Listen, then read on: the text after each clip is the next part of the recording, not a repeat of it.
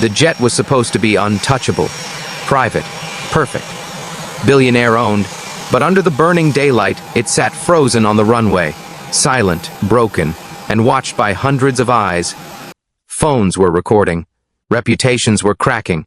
She stood there in a flawless dress, powerful, impatient, furious. Then she saw him. A black mechanic, quiet, still, oil on his hands. Everyone ignored him, until he said one sentence that made the entire runway go silent. Because in that moment, the man with the least power was the only one who could save every life on that plane, and what he discovered next would shock the world.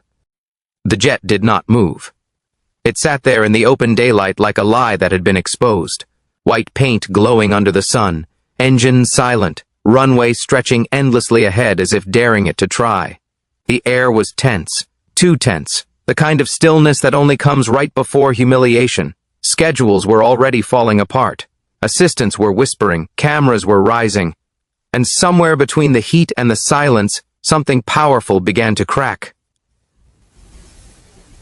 Inside the cabin, she stood frozen near the stairs, one hand resting on polished chrome, the other gripping her phone so tightly her knuckles had gone pale.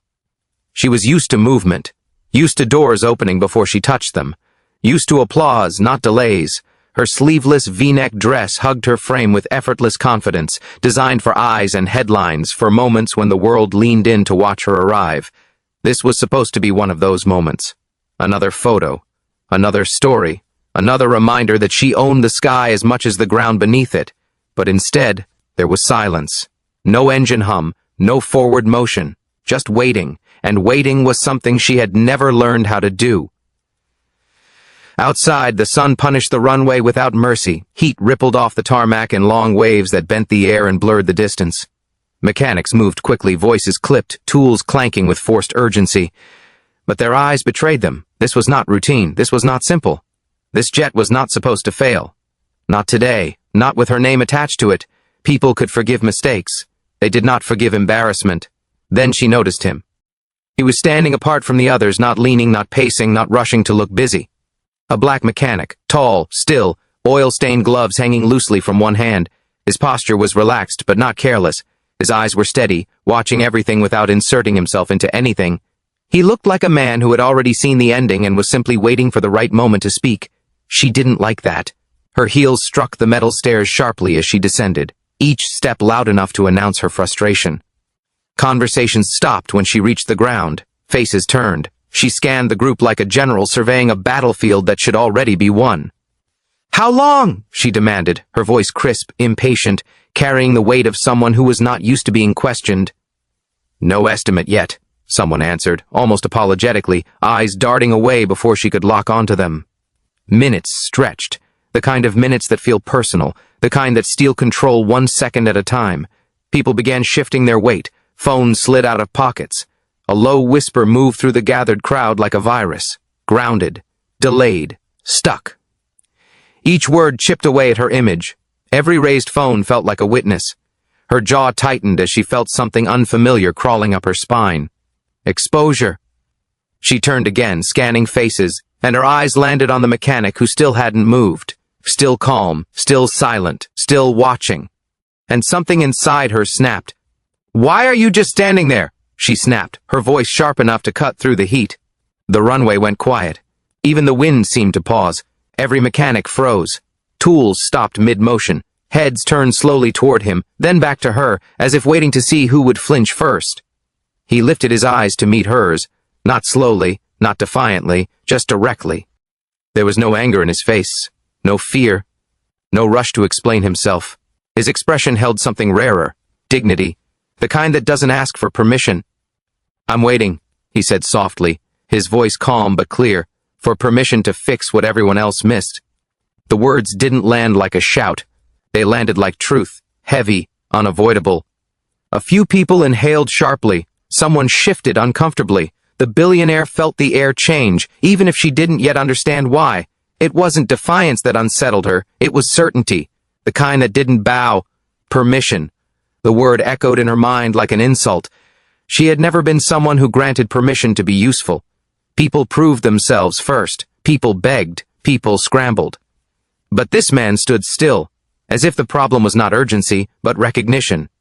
Under the harsh daylight, surrounded by wealth, machinery, and watching eyes, something rare was happening.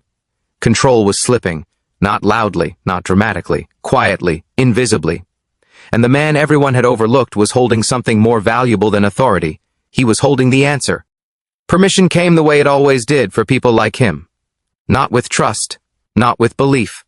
Just a small nod, tight and annoyed, as if granting him space was already a favor too large.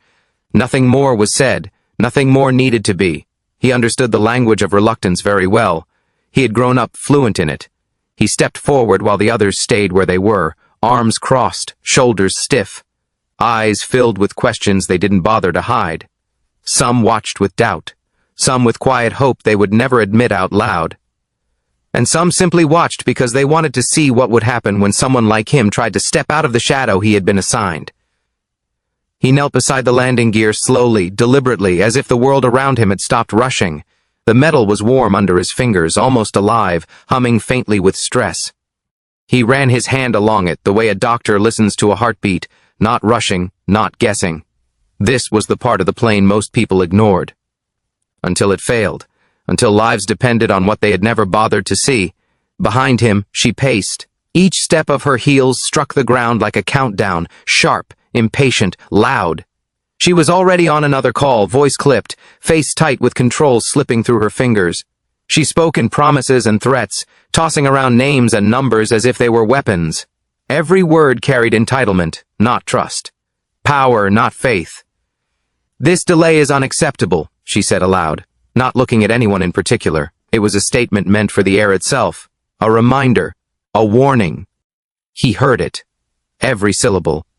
He heard the sighs, too, the murmurs, the low voices behind him that softened when they realized he could still hear. He felt the weight of the unspoken question pressing into his back like heat from the sun. Can he really fix this? Does he even belong here? He didn't turn around. He didn't answer. He had learned long ago that silence could be louder than insults. Silence made people uncomfortable. Silence forced them to sit with their doubt instead of handing it to him. The minutes grew heavier, the sun climbed higher, sweat traced a slow line down his temple, darkening the collar of his uniform. He wiped his hands once, then reached for a tool that sat untouched in the case. He asked for another one. Something specific, something precise. "That won't help," someone muttered behind him. "Ground crew already tried that," another voice scoffed, louder this time. He didn't look back. He didn't argue. He didn't explain. He worked. His fingers moved with quiet confidence, checking, pressing, listening. He leaned closer, bringing his face near the metal, eyes narrowing, shutting out the noise behind him. This was where the world made sense. Machines didn't care about titles. Metal didn't care about money. A problem was a problem. It either revealed itself or it didn't. As he worked, memories crept in, uninvited. Late nights in training hangars where his questions went unanswered. Mentors who saw potential but never had time to fight for him. Hands blackened by oil and grease, fixing problems that kept other people safe while his own name stayed invisible. He remembered being told to wait, to slow down, to step back and let others lead. He remembered watching less capable men be praised for work he quietly corrected after they left. He remembered swallowing pride because bills didn't care about ego. Because dignity sometimes meant surviving another day without applause. Behind him, the billionaire stopped pacing. She stood on the stairs now, arms crossed, body angled away from the sun but eyes locked on his back. Her dress caught the light like armor, sharp and flawless, designed to protect image above all else. She watched him the way people watched risk, curious, skeptical, ready to assign blame. Her phone buzzed again. She ignored it. "If this fails," she said coldly, her voice slicing through the heat, "I'll have your badge." The words hung there, heavy, final, a threat dressed up as consequence. For the first time he paused. Slowly he straightened just enough to look back at her. Only once. His face was calm, his eyes steady, no apology in them, no fear. "If this fails," he said evenly, "you won't need to fly today." A ripple moved through the crowd. Not a sound, a feeling, something tightening, something shifting. Her eyes narrowed. She wasn't used to being spoken to like that. Not by anyone, certainly not by someone in oil-stained gloves kneeling at her feet. For a brief moment, anger flashed across her face, but beneath it, something else stirred. Uncertainty. He turned back to the plane before she could respond. The tension thickened. It settled into the air, pressing against every chest on the runway. Because something unusual was happening. Power was being challenged, not loudly, not with shouting or defiance, but with quiet certainty, with competence that didn't ask to be liked.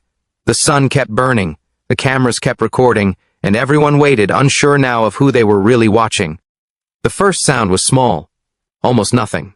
A sharp click that sliced through the heat like a snapped wire. Heads lifted. Conversations died. The second click followed, louder, more certain, echoing under the plane's belly like a warning that had finally decided to speak out loud. The mechanic froze. His hands stayed pressed against the metal, his eyes narrowed, and then, for the first time all day, the corner of his mouth lifted, just barely, not pride, recognition. He straightened slowly, as if the moment itself deserved respect.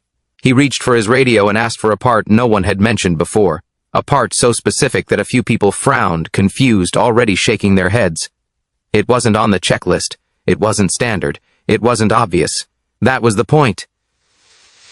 He crouched again, careful, precise, loosening what looked whole to the naked eye but felt wrong to his hands. When he pulled it free, it looked harmless, clean, intact. He held it up between his fingers, letting the sun strike it at just the right angle. There it was, a thin, almost invisible line, a microfracture. The kind that hides where stress collects, where pressure builds quietly, where failure waits patiently.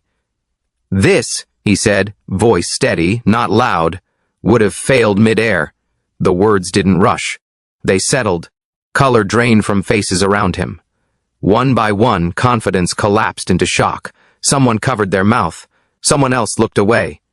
Pilots stepped closer, eyes wide now, scanning the part as if seeing a ghost. Engineers leaned in, whispering urgently, replaying scenarios in their minds that ended very differently. The truth landed hard and heavy. This jet hadn't just been delayed, it had been spared. Lives had been spared, by the man no one trusted enough to listen to earlier. She felt it before she understood it. A hollow drop in her chest. The billionaire's breath caught as she stepped closer, heels sinking slightly into the hot tarmac. Her power had always worked like gravity. Invisible but absolute. But gravity doesn't matter when the ground disappears. Her voice came out lower now, stripped of edge. "You're saying—" The rest of the sentence wouldn't come. "I'm saying," he replied, meeting her eyes without flinching, "that arrogance almost cost lives."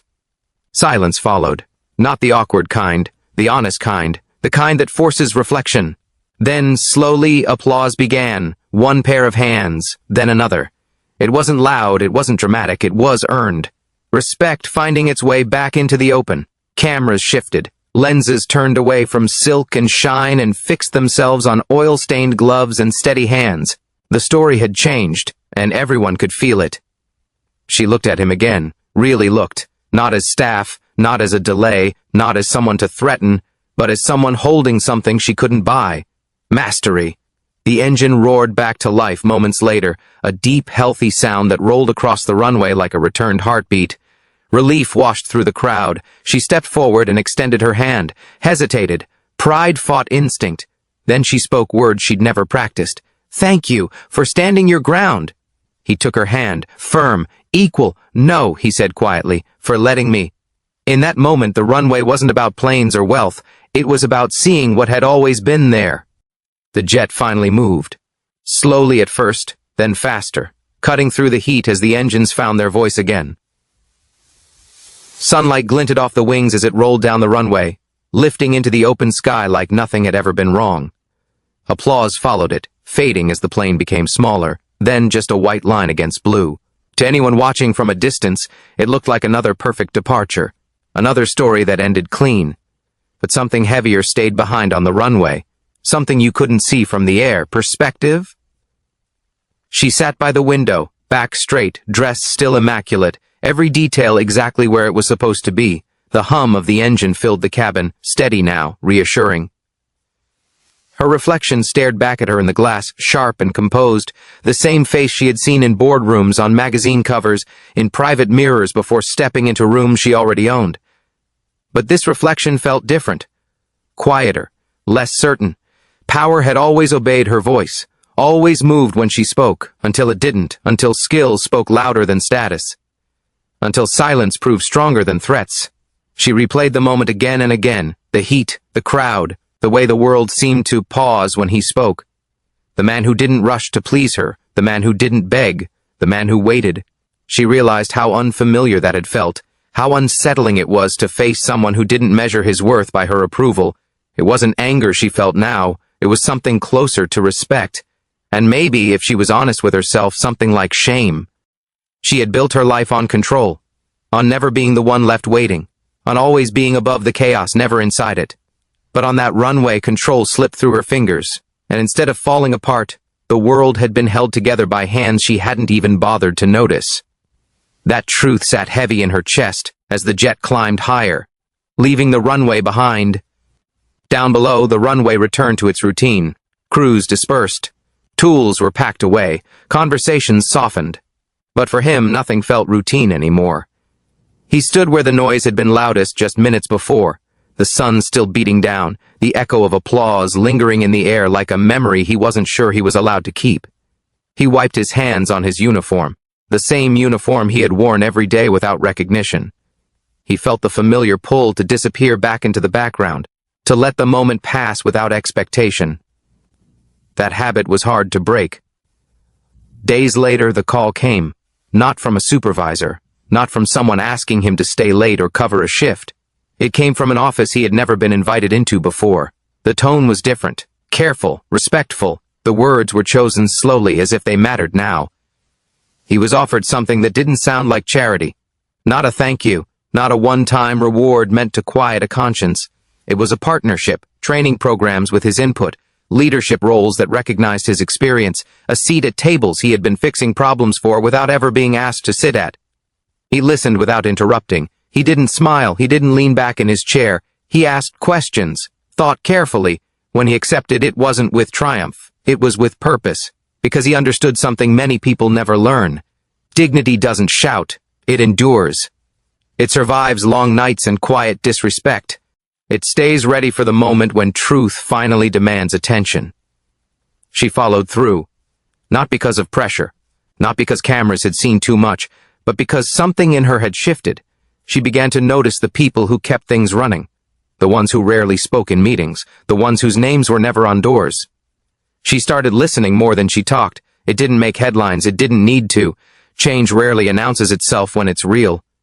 The world often gets it wrong. It mistakes wealth for wisdom, mistakes volume for value, mistakes silence for weakness. But on that runway under open daylight, the truth was impossible to ignore. The ones who keep everything moving rarely stand in the spotlight. They don't wear the titles, they don't own the microphones. But when everything breaks, when plans fail and power stumbles, they are the reason we rise again. Power can command, money can impress, but character saves lives. That lesson didn't fade when the jet disappeared into the clouds. It lingered. It followed both of them into rooms they would never walk into the same way again. And it waits there now, for anyone willing to see it. Never underestimate the person the world taught you to overlook, because one day, when nothing else works, they may be the only reason you ever make it off the ground.